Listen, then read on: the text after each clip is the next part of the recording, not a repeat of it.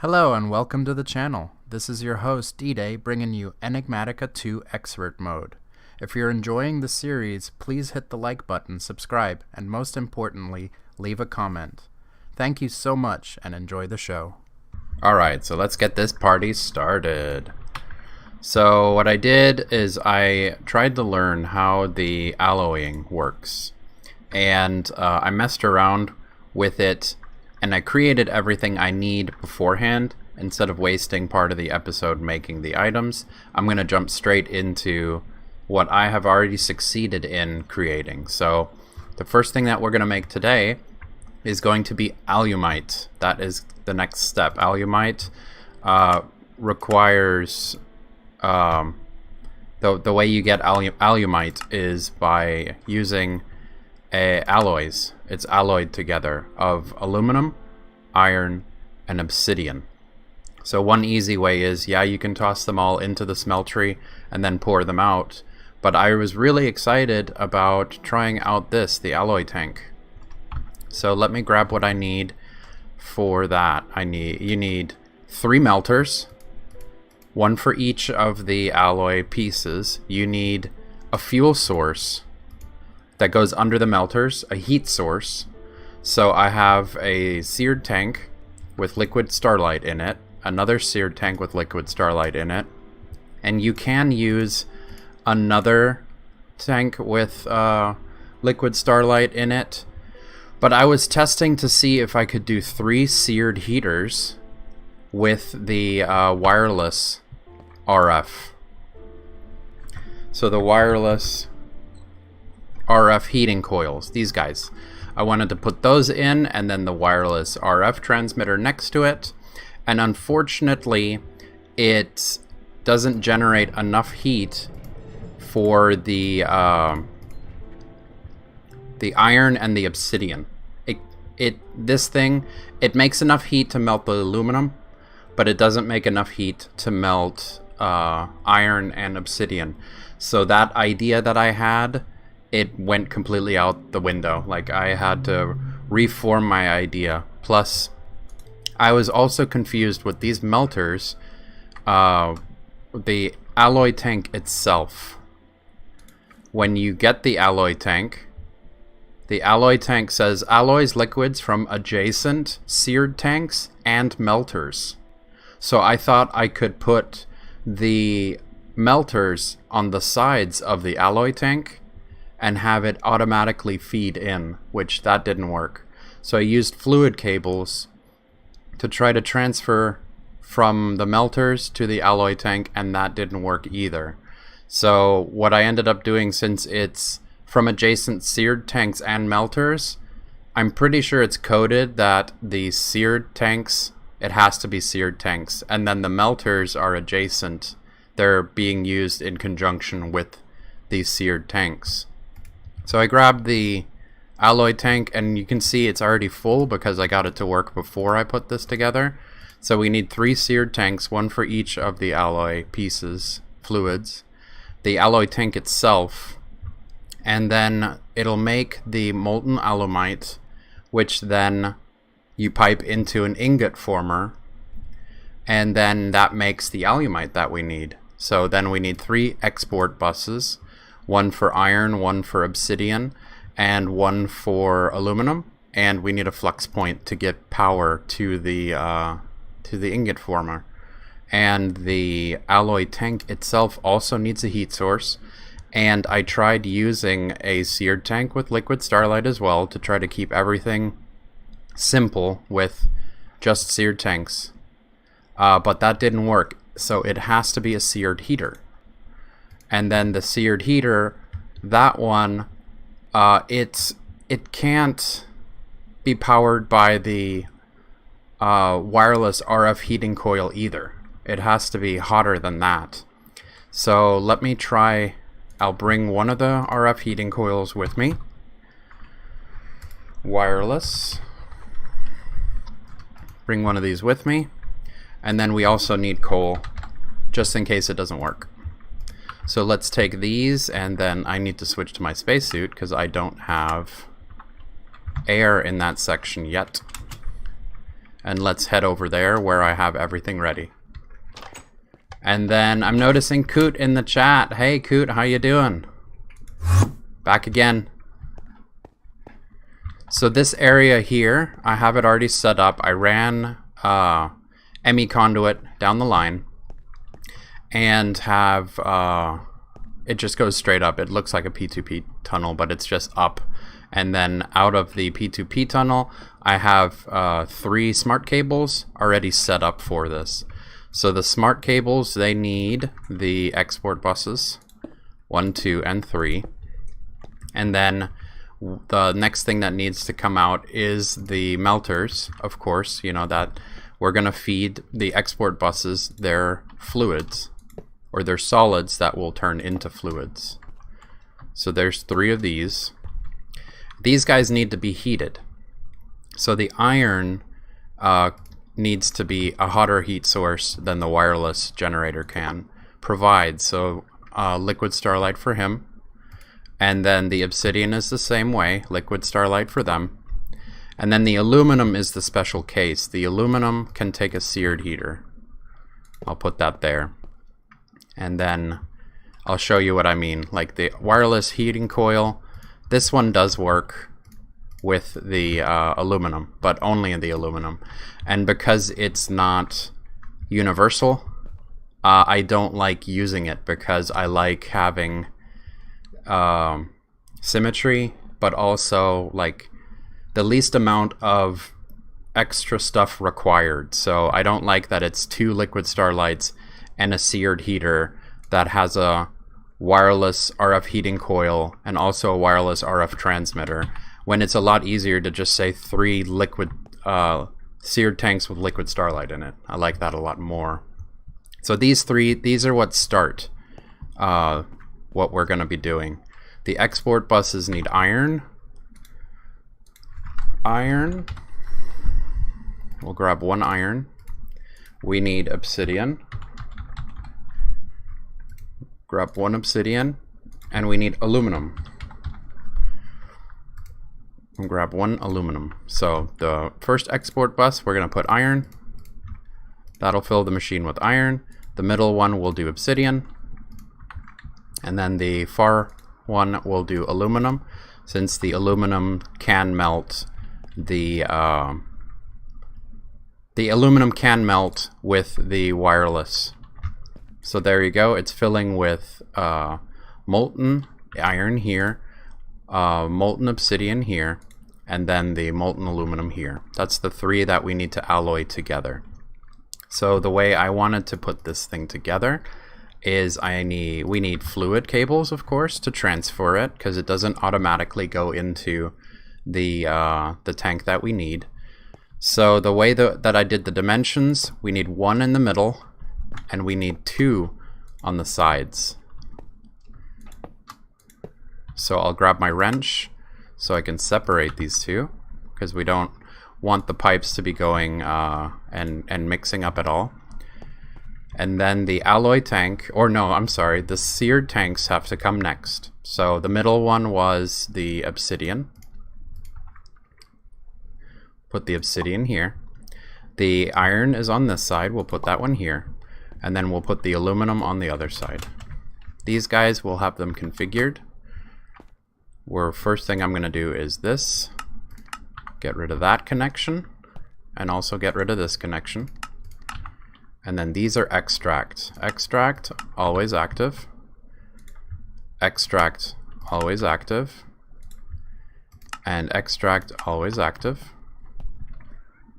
And then the other side, of course, are going to be insert. Insert, always active. Insert, always active. And insert, always active. Those are the seared tanks, and they need to be surrounding the alloy tank. So the alloy tank then goes in the middle, and it's already full of molten alumite because I messed with this for a while before I got it to work the way I want it to work. So one thing I'm going to test with y'all is can the molten alumite be melted with the wireless RF heating coil, which this one should be able to reach both here and here. So that is going to be the connection there. And then the last step that we need to do, of course, is we need to use another fluid, and we need to transfer the fluid to an ingot former. So we'll do that again with an extract always active, and with an insert always active. Here, this guy is getting the molten alumite. This one needs power, of course. So I'm going to hide it underneath. There you go. It's got power. And there you go. It's making alumite. And now that this is empty, now this is what I wanted to check. So we're fine on molten iron. We're fine on molten obsidian. And it looks like the aluminum, since the recipe requires more aluminum to mix, it's running out, but it's being refilled, and it's refilling in here as well. So let me check one thing. The amount, 4,000 obsidian, 4,000 iron, and then let's see, is this amount going up? Amount 112.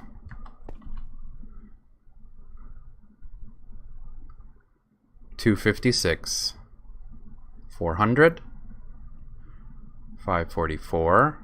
If it goes down at any point, that means that it is melting in the middle. 688, 112. See? Okay.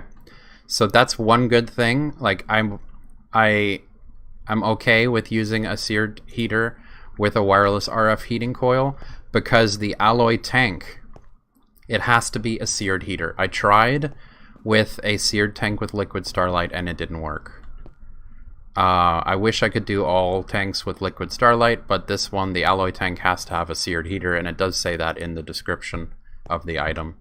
And then, yeah, so it's making alumite. So we can check alumite off our list now. While I'm here, in this section, I was messing around with alloy tanks and trying to get them to work with different setups. So I'm also going to be doing primal mana, the alloy for primal mana. And I'm going to be using a couple of different machines, so you can choose which one you like better. If you like the melters on top of seared tanks with liquid starlight better, or if you like nuclearcraft, I have another setup using nuclearcraft, which I am more fond of because it doesn't require a fuel source. It only requires the heat. No, I'm sorry, not heat. Power. It only requires power. So the other setup that I have here is instead of the Tinker's melters, I have nuclearcraft melters, and then the same thing, a seared tank for Mirian, a seared tank for Osgilglass, and a seared tank for the IC2 coolant, with an alloy tank that alloys together as primal mana. This one also needs a seared heater to heat, and then 2 ME export buses, a power plug, and an ender tank for the primal mana. So again, like I started again, the ME conduit goes all the way through, it comes up, and then I just attached one or 2 smart cables, because I like seeing the line. I like knowing that the channels are being used. That's one thing I wish they would upgrade about the ME conduit. I don't need the graphic. You know, that's kind of cool that there's a graphic that lines up on the ME smart cables from AE2. I don't need that. But I like highlighting the cable and knowing how many channels are going through it. The ME conduits from Ender.io, they're great because you can put them in the same block space, but they don't show how many channels you're using. So I don't know if they're on or off. That's unfortunate. So this one, since it requires a fluid and 2 molten metals, we only need 2 export buses. And then instead of using melters from Tinker's, we're using the melters from nuclearcraft, which I personally like these because it's less items to make. And then the third item that we need, which doesn't need an ME cable or a channel, is going to be the IC2 coolant, which I can show you at the end of the alloying. I can show you how I made the IC2 coolant, which it's super simple. So again, here are the 3 things that we made, And then these guys need power. They don't need fuel source. So I'm going to hook up power at the end. So same thing again with the fluid cables. One in the middle, and then 2 on the sides. And then I'll use the cable to separate them.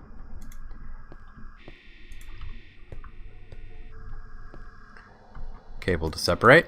Thank you. And then it goes into the seared tanks.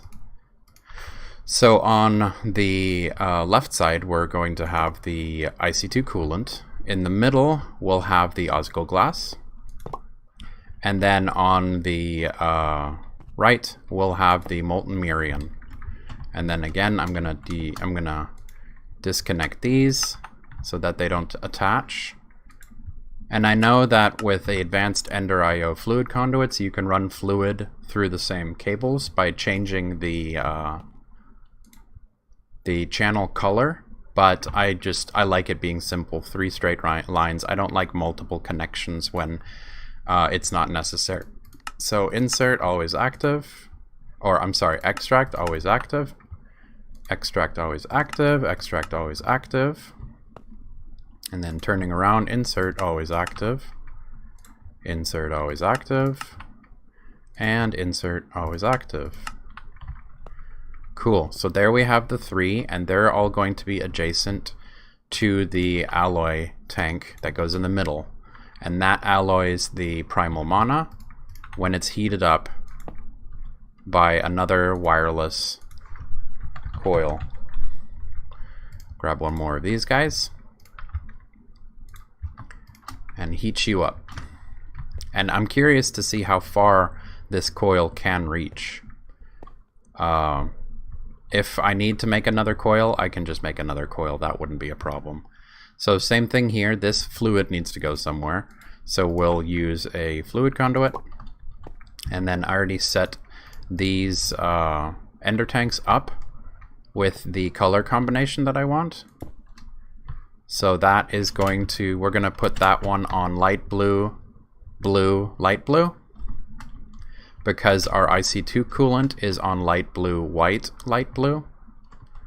And then we'll do an extract, always active, and an insert, always active. And there we go. There's our primal mana going into an ender tank. And then the ender tank that I'm holding, we can hook up to our, I believe it was the carpenter, so that we can make the, I believe it was the wyvern cores need the primal mana. So yeah, these are running. These guys still need power. So I'll put one plug, I'll hide it underneath. Plug there, and then one ender conduit. Right here. That's all that needs power. So now these guys have power. And then the middle one needs osgoglass. So let's grab one osgoglass and one mirian. And mirian was what we were making last time in the the advanced metallurgic fabricator. Grab that. So this one will be osgoglass, and then this one will be mirian. And now they're melting. And then yeah, these will only work when I have mirian and when I have osgoglass in my system, because I don't want these to run 24/7. I only want them to run for the amount that I need. So there we go. This one did pour out because it took 16 buckets out and put it into the ender tank. And this guy's already full again with 4,000. So this is up and running. And yeah, it's showing the little fire. So the wireless receiver from all the way over there is reaching to this guy over here. So that is my setup that I have for alloying, and I like it. The only thing I'm thinking about is maybe dressing it up with facades. I'll put facades, maybe arcane stone, and then decorate it, make it look like an actual block. And I think since I put the flux plug down here, if I put arcane block here and a facade here, I can hide the plug and make it look nice, because there's nothing on top. And I can hide the bottom and make it 1, 2, 3, 4, 5, 6. I can make it a 6x3. And then maybe move the wireless transceiver in the middle so that it's symmetrical. Did I? I made them 4 apart. Well, maybe I'll put a receiver here and a receiver here. Because you know me, I'm got issues with symmetry. Oh, but yeah, I won't be able to hide that plug, but that won't be a problem. I'll figure something out. I'll make it look nice. But yeah, aluminum, of course, we're getting from the void ore miner. Or if the void ore miner tier 6 doesn't do aluminum anymore, it's probably coming in from sieving with the cobblestone. We have molten obsidian, which is coming from the void resource miner. We have molten iron that's doing the same thing, either void ore miner tier 6 or we're sieving it at the moment. The mirion we are making in the thermionic fabricator. I keep calling it the thermionic fabricator. The advanced metallurgic fabricator. And the Osgil glass we are also making with the advanced metallurgic fabricator. Ooh, that twists my tongue. The IC2 coolant, let me show you where I'm making that. Now that I'm back in here, I can switch and get rid of this HUD. And let me show you what I'm doing for IC2 coolant. It's actually very simple. So I want it to be super efficient, which doesn't really have to be done because we have an infinite supply of lapis coming in from the void ore miner. But I have a pattern that takes lapis and crushes it and immediately exports it in the back. There's an export bus with 1 piece of crushed lapis lazuli dust, and so it always fills this machine with lapis. You can pump water into this and it'll use more lapis dust to make IC2 coolant, but what I have going on is I'm making distilled water in the overworld because it uses, I believe, only 1 lapis lazuli dust to make IC2 coolant. If you use regular water, it's easier to use just regular water, but it uses, I believe, 8 lapis lazuli dust. So I was trying to be more efficient. When it comes down to having unlimited lapis, I don't really believe efficiency on your making your stuff really matters. You know, if we have unlimited lapis, it doesn't matter how much we use to make the IC2 coolant. Then I would say prioritize using less equipment. But I can show you, you can either use a sink and pipe in water, and I have it piping straight down into an IC2 coolant ender tank. So just a sink and water, or you can do this setup, which I'll show you now by teleporting back to the overworld. Some of y'all might have seen it because I've had it up and running for a while now because I really wanted to get overclockers, because overclockers require IC2 coolant to be made. So I've had it up and running for a while because I needed my IC2 machines to be faster. But over on the new mechanism building, where all of our solar generation is going on, let me sleep real quick. Make it daytime. Here, what I'm doing is I have all of the solar stuff here. So this is how I'm making the distilled water. I made a solar distillers from industrialcraft from IC2. These solar distillers, I just went into my ME system, I clicked the plus button, and then I just held down the shift, and it made me all of these. I think it made 1 less, and then I made 1 more so that I could get symmetry on it. So I put down a sink, and I did extract on the sink, and it's as simple as the only thing that this thing can do is you can insert water, and with solar, as long as it touches the sun, it turns the water into distilled water. So I tried using just 1 and having it go into the ender tank at the end, but it makes water so incredibly slowly that, yeah, I think that's what happened. I made 1, it was too slow, So then I shift clicked and I just put down all of these. But all of these are extract water on green, insert water on green, and then extract the distilled water on blue. And then this one has the extract or insert water on blue. So that's how we get the distilled water. So if you want to do a little bit more efficient and use only 1 lapis dust instead of 8, you can do this. If you'd rather have your machine simple and only plug in a sink to the machine, it'll use 8. So if the next series that I do, if I have an infinite supply of lapis, for example, I'm going to take the easy route, and I'm just going to use the inefficient method that has less steps on getting it to work properly. But here's distilled water, which goes to the space station, gets mixed with lapis dust, turned into IC2 coolant, and then, yeah, I'm transferring them with ender tanks. So let me head back to the space station real quick.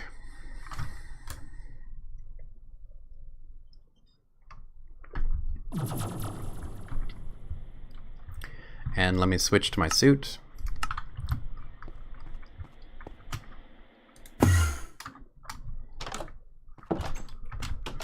And let me show this off real quick. So there you go, F1. These are my setups for making aliumite and for making primal mana. So with that, thank you so much for watching, and tune in tomorrow.